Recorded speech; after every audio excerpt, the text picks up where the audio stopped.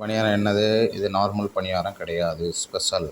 அப்படின்னா அதாவது கருப்பு கவுனி, சிவப்பு கவுனி, கம்பு, கருப்பு உளுந்து இதெல்லாம் சேர்த்து சுட்ட பணியாரம் ஸ்பெஷலாக.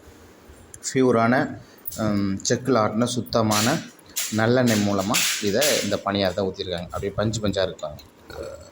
அப்படியே அமுக்கணும், அப்படியே டேஸ்ட்டாக இருக்கும். அதே மாதிரி சாப்பிட்றதுக்கு ரொம்ப சூடாக சாப்பிட்டா ஒரு மாதிரி மாவாக தெரிஞ்சு, அப்புறம் ஆற வச்சு சாப்பிடும்போது சூப்பராக இருந்துச்சு சாப்பிட்றதுக்கு. ஆஹா, அற்புதம். அது லைட்டாக கார சட்னி வேறு இருந்துச்சு, அதையும் சாப்பிட்டா அந்த இனிப்பு ப்ளஸ் காரம் எல்லாம் சாப்பிடும்போது செம்ம சுவையாக இருக்குது. ரொம்ப டேஸ்டியாகவும் இருக்குது. சாப்பிடுங்க, செஞ்சு சாப்பிட்டு பாருங்கள். அதாவது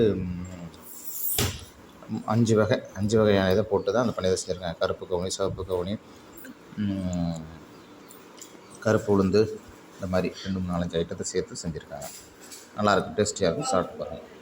அதிலே தோசை